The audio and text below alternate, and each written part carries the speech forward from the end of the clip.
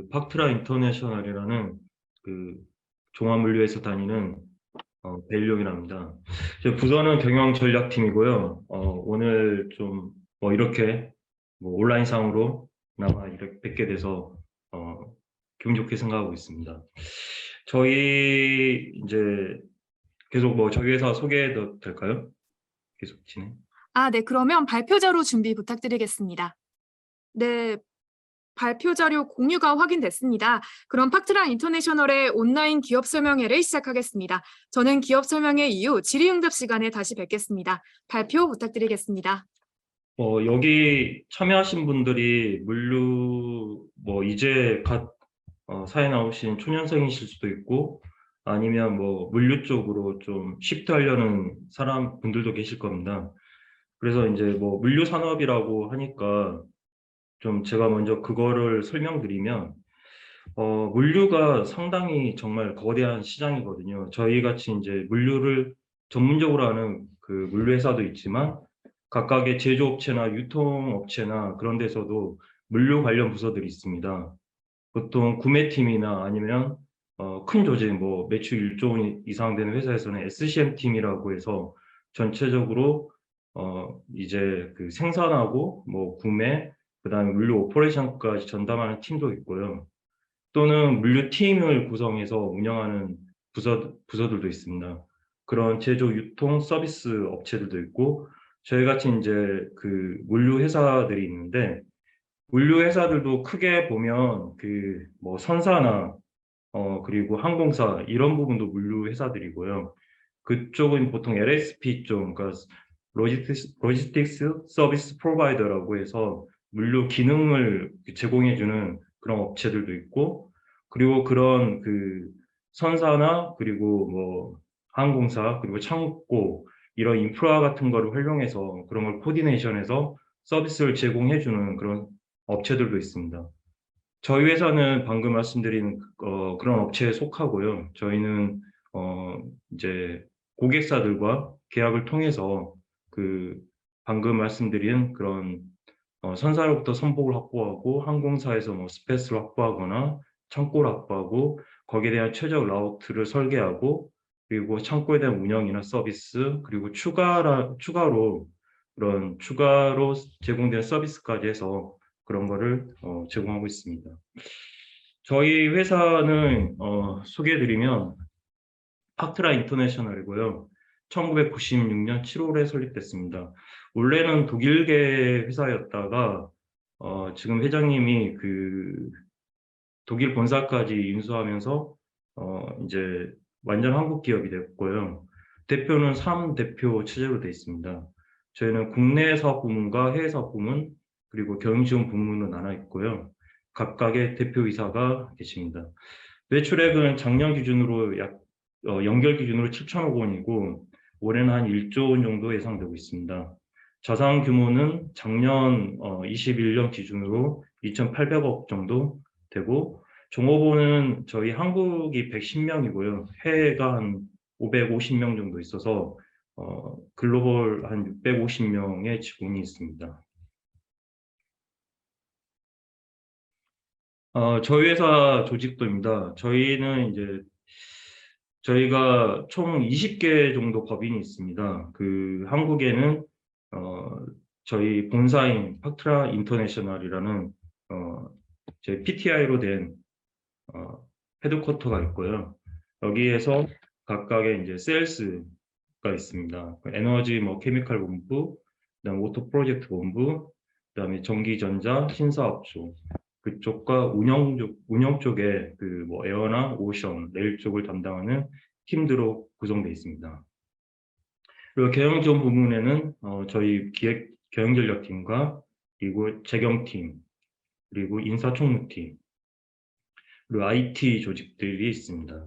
그 외에 그 한국의 로지피아나 이 IT는 저희가 계열사로 운영되는데 WTF라는 계열사로 운영되고 있습니다. 그리고 유럽에 총 6개 법인이 있습니다. 6개 법인은 각각 독일과 오스트리아, 슬로바키아, 폴란드, 체코, 헝가리에 각각의 법인들이 있고요. 이제 유럽 헤드쿼터는 저희가 독일에서 얼마 전에 몇 개월 전에 그 헝가리로 저희가 그 헤드쿼터가 독일이 이전했습니다. 그래서 헝가리에 2개 법인을 더 설립해서 팍트라 유럽과 로지피아 헝가리라는 저희가 2개 법인을 추가로 설립해서 헝가리를 헤드쿼터로 운영하고 있습니다. 그리고 미국에도 4개 법인이 있는데 미국에는 저희가 헤드쿼터로 할 수 있는 그 패서픽 글로벌 로지스틱스라는 PGL이 저희가 법인이 있고요. 그 외로 여기는 안 나와 있는 팍트라 USA, 그다음에 로지피아 USA 여기는 안 나와 있는데 인터지스라는 회사가 있고 그렇게 미국에 4개 법인이 있고 그다음 멕시코 몬테레이에 저희가 멕시코 법인이 하나가 있습니다. 그 아시아 쪽은 중국과 베트남 그렇게 운영되고 있습니다. 저희는 이제 원래는 태생 자체는 독일계 법인으로 이제 나와서 유럽 쪽에 저희가 강점을 가지고 있는데 지금은 그 미국 쪽이 좀 핫합니다. 미국 쪽에 아시겠지만 미국이 중국하고 패권 전쟁을 하면서 좀 아까 유통 그 어떤 서플라이 체인이나 이런 부분이나 그다음에 제조업 같은 경우도 미국 쪽으로 다 유치를 하려고 하고 있고 그렇게 하다 보니까 우리나라 기업들도 미국에 막대한 투자를 하고 있습니다. 대표적으로 이제 배터리 부분 같은 경우는 뭐 SK원이나 그다음에 LG 에너지 솔루션 그리고 뭐 삼성 SDI 그리고 삼성 반도체 부분도 뭐 텍사스 쪽에 뭐 새로 그 공장을 짓고 있고요. 그 다음에 현대 같은 경우도 조지아주에 뭐 8조 원을 투자하는 등 그 한국에서 어떤 공장이나 이런 거를 설립하는 게 아니라 지금 미국에다가 정말 막대한 돈의 그 한국 회사들이 투자하고 있고 저희 같은 물류회사 같은 경우도 그게 저희한테는 이슈가 되고 사업 기회가 되거든요. 그래서 그쪽에 저희도 이 4개 법인뿐만 아니라 뭐 텍사스나 뭐 이런데 뭐 확장이나 이런 거를 저희도 검토를 하고 있습니다. 그래서 제가 이제 오늘 중으로 오전에 미국하고 제가 화상을 했는데 어, 미국에 사람이 부족하거든요.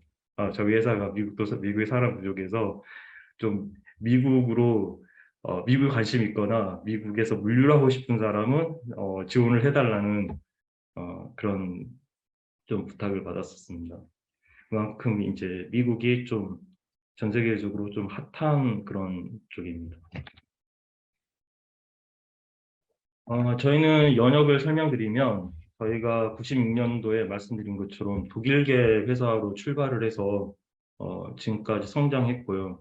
뭐 삼성이나 롯데, 뭐 LG 뭐 이런 대기업 위주로 저희가 물류 서비스를 진행하면서 계속 성장하고 처음에는 이제 유럽 쪽에 저희가 네트워크를 확장해 나갔고요. 그리고 2010년도가 지나면서 저희 미국 쪽 그쪽에 네트워크 쪽을 확장해 나가면서 현재 어떤 회사의 그런 모습이 되었습니다.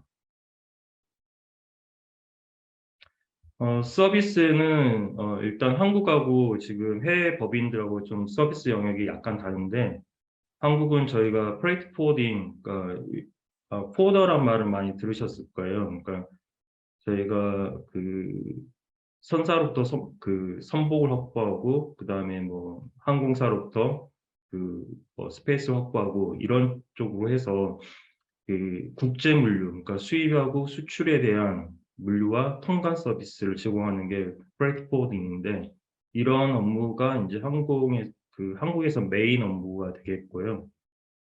해외 법인들은 한국에서 수출입이 발생되는 각각의 거점에서 발생되는 거에 대해서 오퍼레이션을 하고 그리고 해외에 나가 있는 저희가 한국계 회사를 좀 대상으로 하는데 한국계 회사들과 그 계약을 통해서 그 창고 서비스, 그러니까 창고 운영과 이제 수배송 관련된 거, 그러니까 수배송이라 하는 분은 이제 포트에서, 그러니까 보통 이제 선박을 통해서 저희가 만약 수출이 발생을 하면 이제 보통 이제 POL이라고 부르는데요. POL은 이제 선적항, 그러니까 예를 들면 우리나라 같은 경우 부산항이나 뭐 그런 부분이 POL이 되고요.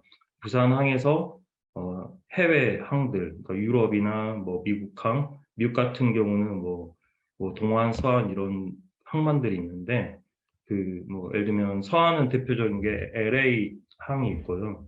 그다음에 뭐 동안 같은 경우는 뭐 사바나, 뭐 찰스턴, 뭐 노포 이런 항만들이 있습니다. 그쪽으로 도착을 하면 거기서 이제 통관을 진행하고 통관을 통해서 이제 터미널에서 컨테이너 화물을 반출한 다음에 각각의 창고나 아니면 공장을 운송하는 부분이 있습니다. 그런 부분을 이제 드레이지라고 이야기하는데 그런 운송 부분과 그리고 이제 만약에 저희 창고에 들어오게 된다면 창고에서 그 화물을 받는 그 입고 부분 그리고 입고에서 이제 화물을 이제 컨테이너를 디베이잉 한다고 하거든요.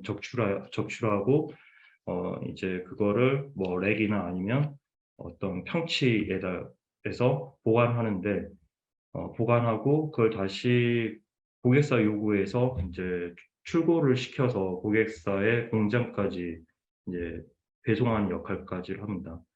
이제 이런 부분은 이제 물리적인 어떤 부분이고요. 이런 물리적인 부분에 무수히 많은 데이터 정보가 발생하는데 그거는 각각의 시스템을 이제 물정보 시스템을 이용해서 저희가 그 데이터를 트레이싱을 합니다.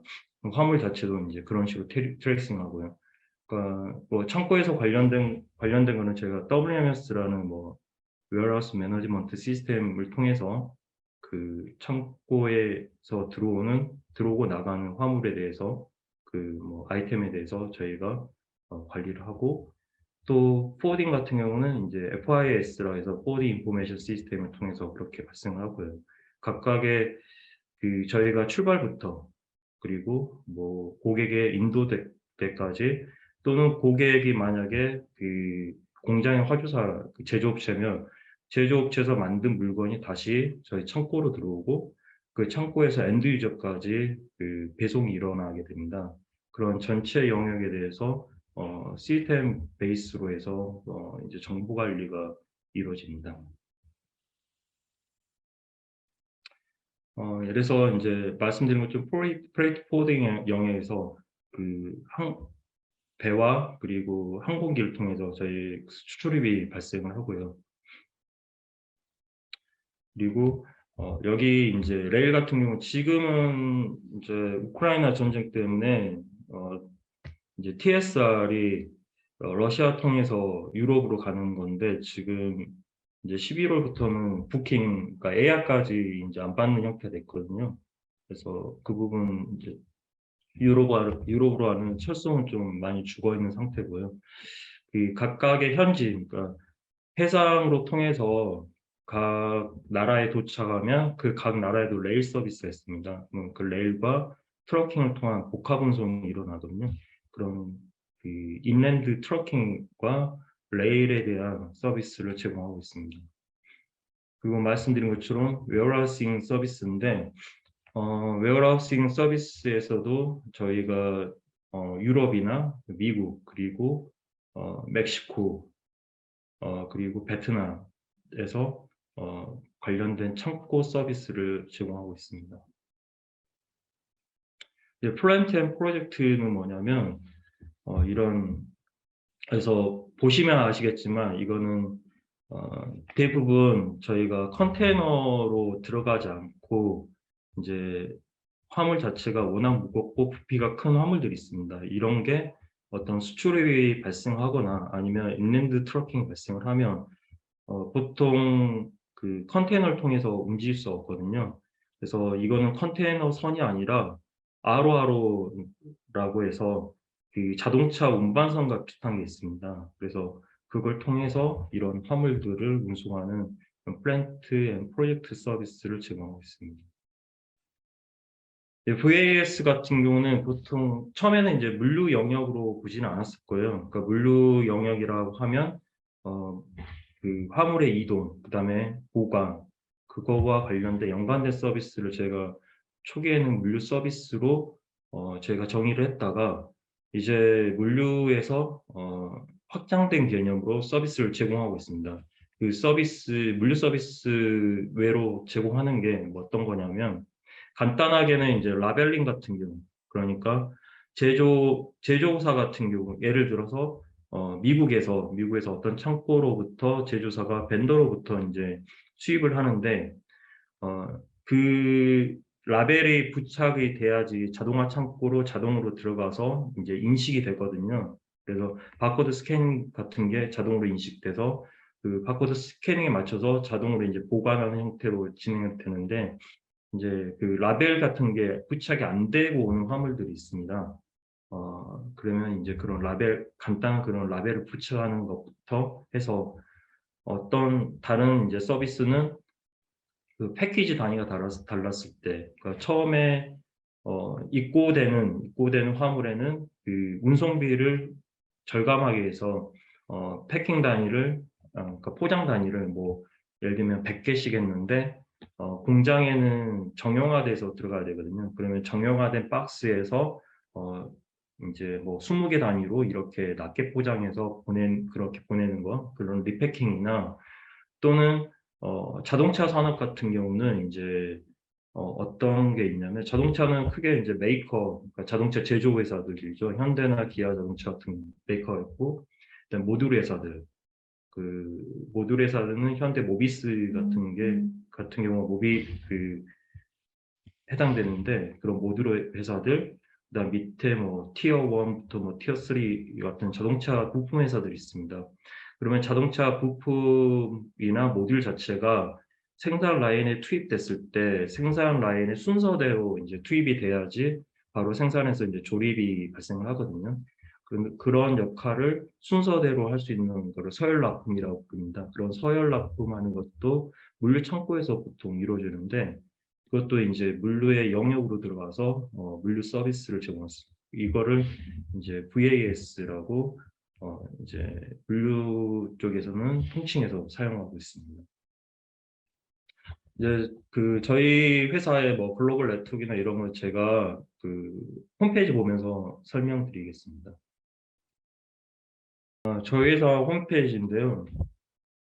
저희 회사 홈페이지에서 일단은 어, 저희 이제 글로벌 네트워크 저희 설명드리겠습니다.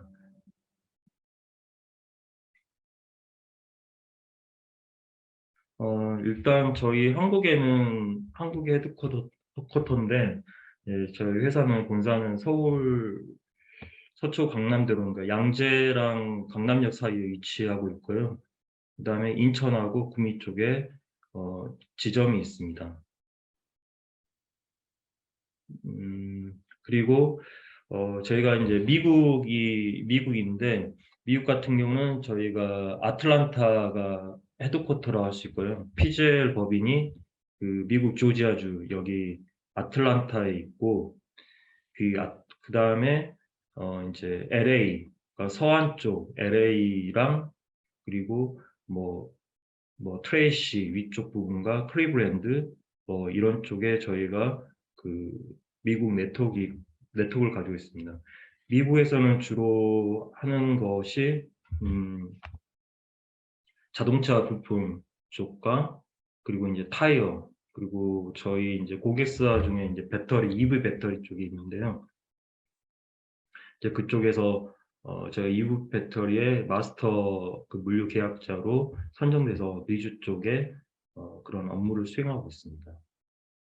아까 제가 초기에 말씀드린 것처럼 미국에 사람이 부족합니다. 미국은 어, 일할 사람 일할 사람을 오히려 구하기가 힘들거든요. 미국이 채용 시장이 그 어떻게 되냐면 그때 원래는 미국에는 멕시칸 그러니까 멕시코 쪽 그 남미 쪽의 사람들이 와가지고 뭐 운송 사업자나 창고에서 업무를 한다든지 아니면 오퍼레이션 쪽 업무를 많이 수행을 했었는데 그게 트럼프 정권 때 반이민 정서로 갔었죠. 그러면서 그런 사람들이 많이 없어졌어요. 많이 없어지고 그다음에 이제 코로나 사태 터지고 이렇게 하면서 미국 쪽이 채용 시장이 많이 얼어붙었거든요. 그래서 사람이 좀 없는 없는 그런 관계입니다. 근데 미국은 그래서 그 되게 급여나 이런 것도 되게 많이 높아졌습니다. 근데 미국 갈 때 이제 조심해야 될 게 인플레이션이 되게 심해졌거든요. 심해져가지고 뭐 방세 렌트비나 아니면 뭐 식료품비나 이런 비용들도 굉장히 많이 올라갔어요. 이제 만약에 생각 있으시면 이제 그런 부분도 생각하셔야 되고 미국은 뭐 잘 아시겠지만 차가 없으면 움직일 수가 없거든요. 차가 없으면 그 커피도 못 마셔요. 그 카페도 갈 수가 없고 그래서 이제 차 같은 거를 계속 유지해야 되고 그래서 그런 유지 비용들이 이제 많이 들지만 지금 현재 한국 기업들이 많이 투자하고 기회의 땅인 것은 사실입니다. 그래서 혹시라도 관심 있으신 분은 저한테 개인적으로 연락 주셔도 됩니다. 그래서 저희가 미국에는 좀 굉장히 많은 뭐 아틀란타, LA, 제퍼슨도 이제 저희 조지아 쪽에 조지아에 있는 제퍼슨 카운티에 있고요. 미드웨이는 이제 사바나, 그러니까 조지아주에 있는 사바나의 미드웨이 카운티고, 클리브랜드, 뭐 트레이시, 란초는 이제 LA 쪽이고요. 사바나 오피스, 노포, 뭐 이런 쪽에 저희가 그 사무소, 그 다음에 법인, 그리고 창고 이렇게 운영하고 있습니다. 중국 같은 경우는 이제 뭐 상하이랑 텐진, 그다음 칭다오, 뭐 이런 홍콩은 이제 저희가 메인 오피스고요. 그렇게 오피스를 운영하고 있습니다. 그 베트남 잠시만요. 저희 여기가 베트남이 빠졌는데 베트남은 저희가 호치민 쪽에 저희가 2개 법인을 운영하고 있습니다. 그리고 유럽은 독일, 프랑크푸르트와 베를린. 원래는 헤드쿼터였다가 이제 지금 뜨는 데가 솔직히 헝가리 쪽이거든요. 헝가리 쪽에 또 한국 기업들의 투자가 활발해서 저희가 원래는 독일의 유럽 헤드쿼터에 있다가 헝가리까지 이제 이전을 한 상태고요. 그다음 오스트리아 쪽에는 비엔나 사무실인데 이건 공항 사무실입니다. 그래서 비엔나 법인과 이제 공항 오피스를 제가 운영하고 있습니다. 헝가리는 이제 부다페스트에 저희가 3개 법인이 있습니다. 그러니까 헝가리 원래는 팍트라 인터내셔널 헝가리와 그다음에 이제 팍트라 유럽, 그다음에 로지피아 헝가리 이렇게 운영하고 있고요. 그 2개 법인은 그 몇 개월 전에 신설한 법인입니다. 그다음에 슬로바키아, 뭐 체코, 그다음에 이제 폴란드가 있고 이집트는 이제 폐쇄 예정이라서 제가 이렇게 유럽의 6개 국가에 8개 법인을 운영 중에 있습니다.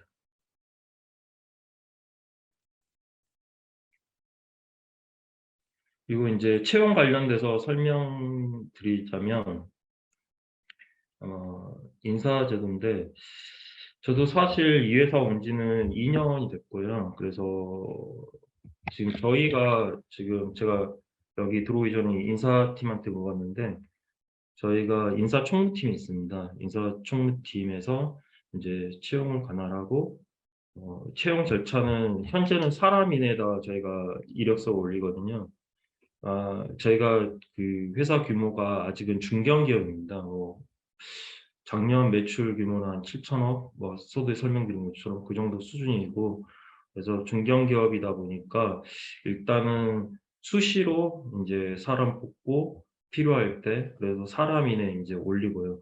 그 대부분은 이제 저희가 오퍼레이션 인력을 좀 많이 뽑습니다. 오퍼레이션 인력이라면 이제 아까 제가 코딩 이런 부분 했을 때 거기에 대한 오더를 받고 이제 그 부킹하고 그러니까 부킹이란 말은 선보 그러니까 선사랑 그다음에 항공사에 대해서 스페이스 확보하는 거 부킹이라 하거든요. 그래서 부킹하는 업무 그리고 오더에 대한 체크 이런 부분 하는 역할이 이제 오퍼레이션 OP라고 그러는데 그런 역할과 그다음에 저희가 이제 해외 쪽에 해외 지사 법인 쪽에서 이제 사람이 필요했을 때 이제 그런 사람들을 뽑아서 해외 지사로 이제 충원을 해주거든요. 이제 그런 부분이 있고 그 외에 뭐 영업 쪽 인력이나 그다음에 이제 실무 쪽 인력이 있는데 그런 부분은 이제 사람이 통해서 수시로 저희가 채용을 진행 중에 있습니다. 그리고 연봉 측이나 근무 측에는 말씀드린 것처럼 그 물류 산업과 물류 산업에서 LSP라는 그 뭐 선사나 항공사 이런 데를 제외하고 저희 같은 이제 약간 코디네이션이나 이런 역할을 하는 그런 물류 회사들 같은 경우는 보통 저도 이제 그 전에도 이제 다른 물류 회사를 다녔었는데 보통 그 물류 회사들 보면 우리나라를 보면 가장 이제 좀 큰 규모로 할 수 있는 거는 이제 뭐 글로비스나 뭐 롯데 글로벌 로지스틱스, 그다음에 뭐 한진, CJ 대한통운 뭐 이런 데가 이제 큰 회사 매출 한 5조에서 글로비스 같은 경우는 한 20조 가까이 되죠. 근데 글로비스는 물류 매출은 한 10조 정도 되고 글로비스는 이제 자동차에 대해서 모듈도 하거든요. 그래서 그런 부분도 있어서 한 5조에서 한 20조 사이에 해당되는 그런 그 물류 대기업들이 있고 그다음에 그 밑에 단에 위치한 뭐 동원로엑스나 뭐 세방, 뭐 한솔 뭐 이런 애들 이런 쪽 뭐 저희 같은 경우 그래서 이제 매출액이 뭐 한 5천억에서 5조면 되게 레인지가 크긴 한데 보통 이제 한 2조 정도 그 정도 되는 이제 회사군들이 있거든요. 이제 이런 분들이 있고 또 밑에 내려가면 이제 수많은 포워더들이 있어요. 뭐 포워더들은 뭐 매출액 뭐 몇십억에서 몇백억 이런 포워드 같은 경우는 이제 1인 기업들도 있고 이렇거든요. 이제 이런 기업들은 한 수만 개에 달하는 그런 회사들이 있어요. 그런 회사들로 이제 구성이 돼 있습니다. 또 만약 물류 산업에 그러니까 특히 이제 뭐 물류 기업이든 아까 말씀드린 것처럼 물류 기업이 아니더라도 제조업체나 유통업체 그런 쪽에 물류 부서들, 그러니까 SCM 팀이나 아니면 구매해서 물류를 하는 조직이나 아니면 물류팀이 있는 조직이나 그런 쪽에 관심을 갖는 것도 뭐 제가 보기에는 괜찮을 것 같고요. 그다음에 이제 향후 어떻게 바뀔지 모르겠지만 어, 사라 일단 제가 보기에는 이제 운영 같은 경우는 점점 그 AI가 발전하면서 그리고 이제 물류 정보 자체도 이제 시스템에서 전부 다 트래킹이나 트레이싱이 가능하니까 그런 부분을 그 시스템적으로 아마 많이 사람 필요 없이 메꿀 수는 있겠지만 그래도 사람의 매니저의 역할은 꼭 필요하거든요. 그래서 그런 부분에 대해서 그러니까 그런 매니저 역할과 그다음에 이제 영업 쪽이나 그런 부분을 지원하는 거는 좀 괜찮다고 생각합니다. 저 뭐 여기까지 좀 말씀드리고 혹시 Q&A 하면 좀 Q&A 진행해도 될까요?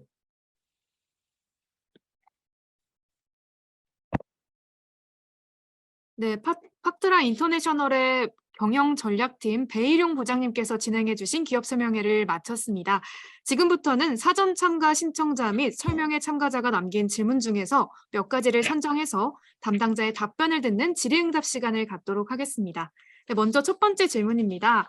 정찬성 님이 남겨주신 질문인데요. 팍트라 인터내셔널 신입사원에게 가장 필요한 핵심 역량은 무엇인가요? 라고 질문 주셨는데 이에 대한 답변 부탁드립니다. 제가 물류회사에서 이제 근무한 지 한 18년, 19년 됐는데요. 딱 그 요구하는 건 딱 그거 같아요. 그러니까 뭐 솔직히 뭐 산업공학과, 물류학과 전공해서 알고 들어오는 것도 좋긴 하지만 그거는 다 회사에서 다 배우거든요. 그래서 뭐 사전 지식이 중요하지만 그거에 대해서 그다지 크게 뭐 중요하다 그렇게 생각하지는 않아요, 사실은. 물론 근데 공부를 했다는 건 중요하죠. 근데 인제 신입사원한테 요구하는 거는 다 누구나 비슷한 것 같아요. 그러니까 선배들 입장에서 그리고 뭐 조직장 입장에서 좀 성실하고 따라오고 그다음에 인제 자기한테 주어진 일에 대해서 자기가 책임감 갖고 하는 거. 그게 인제 선배나 조직장이 그 어떤 신입사원한테 어 그렇게 해줬으면 좋겠다고 바라는 유일한 것 같아요. 네, 감사합니다. 네, 두 번째 질문 보겠습니다. 유정현님의 질문인데, 물류관리사, 국제무역사, 유통관리사, 그리고 무역영어 1급 자격증이 이력서 어필에 얼마나 영향을 줄까요? 기타 자격증이나 혹은 어떤 업무 역량을 갖춰야 할까요? 라고 질문 주셨어요. 네, 이에 대한 답변도 부탁드립니다. 아, 예. 어, 굉장히 중요하죠. 그러니까 제가 말씀드린 거는 아까는 자격증 같은 경우가 이제 어, 거의 필요 없다고 들으셨을 수 있는데 그런 말은 아니고요. 아까 그 자격증을 획득했다는 거는 자기가 그만큼 준비를 했다는 거거든요. 그래서 준비를 했다는 거에 대해서는 특히 아마 면접 가기 전에 당연히 이제 그 서류 전형이 있을 건데 서류 전형에서는 굉장히 그 베니핏이 될 수 있어요. 그래서 방금 말씀하신 부분은 물류회사에서 정말 필요한 자격증이고 만약 추가로 한다면 뭐 CPIM 정도가 있을 것 같아요. 근데 CPIM은 획득하는데 시간이 좀 오래 걸리니까 지금 정도도 제가 보기에는 충분할 것 같고요. 거기서 플러스 알파로 만약에 영어나 이런 게 언어가 된다면 정말 잘 어필이 될 것 같습니다. 네, 세 번째 질문 가보겠습니다. 조민준 님이 입사 지원 시 중요한 필요 역량이 무엇인지 그리고 어떤 경험이 있는 지원자에게 관심이 있는지 궁금합니다. 라고 질문 주셨습니다. 답변 부탁드립니다. 아, 네. 아, 방금 말씀하신 그런 분께서 이런 자격증이 있다고 했잖아요. 뭐 물류관리사나 유통관리사나 뭐 그다음 무역 영어나 뭐 이런 자격증이 있으면 좀 이제 플러스 알파가 될 거고 그다음에 학과 같은 경우 보통 이제 선호하는 학과는 뭐 물류학과가 있고요. 그다음에 그 산업공학과나 이런 부분에 대해서는 이제 물류회사들이 대부분 좀 선호하는 학과입니다. 이런 게 좀 자격 요건 때 중요할 것 같고 그리고 영어 같은 경우는 제가 보기에는 저희 회사는 해외 법인이 많아요. 그래서 저희는 솔직히 아까 말씀드린 것처럼 국내보다 해외 인력들이 더 많거든요. 그래서 이런 회사에서는 그 영어나 이런 거 잘하면 너 미국 주재 갈래? 뭐 이런 식으로 이야기할 수 있겠죠. 그런데 대부분 이제 국내 회사 같은 경우는 사실 저도 다른 회사들도 다녔지만 영어 쓸 일이 거의 없어요. 그 국제 부서가 아니면 영어 쓸 일은 거의 없고 그래도 취업할 때는 도움 많이 되는 게 이제 그건 것 같아요. 그래서 방금 말씀드린 것처럼 그런 학과들 이미 뭐 졸업하셨겠지만 그런 학과들이나 관련 자격증 그다음에 영어 이런 부분이 많이 도움이 되는 것 같습니다. 네, 감사합니다. 네 번째 질문입니다. 해외 물류사업부에 꾸준히 관심을 가지고 있는 취준생입니다. 실무에서 가장 도움이 되는 역량이 무엇일지, 취업 전 해당 역량을 키울 수 있는 방법은 무엇이 있을지 궁금합니다. 라고 김성현 님이 질문 주셨는데 답변 부탁드리겠습니다. 예. 저희 일본부 본부장님하고 이름이 같네요. 예. 아, 실무는 솔직히 회사 들어와서 그냥 배우시면 돼요. 배우시면 되고, 해외에 관심 있으시면, 방금 말씀 영어입니다. 영어를 해야 돼요. 해야 되고, 그걸 하면 이제 본인한테, 기회가 올 수도 있겠죠. 만약 그런 인력이나 주제가 필요하다면, 그런 기회가 있을 것 같아요. 나머지 실무는 제가 보기에는 그냥 들어와서 배우면 될 것 같아요. 네, 다섯 번째 질문입니다. 네, 앞에 자격증에 대한 이야기가 많이 나왔는데, 김태윤 님이 입사자들 주요 스펙이 궁금합니다. 또 졸업 예정자가 준비해야 할 것이 있으면 알려주시면 감사하겠습니다. 라고 질문 남겨주셨어요. 네, 답변 부탁드립니다. 회사마다 좀 선호하는 스펙이 좀 다른 것 같아요. 그러니까 예를 들면 이제 어떤 특정 대학을 이제 선호하는 그 회사도 있고, 그거는 그룹 방침으로 그렇게 하는 데도 있고요.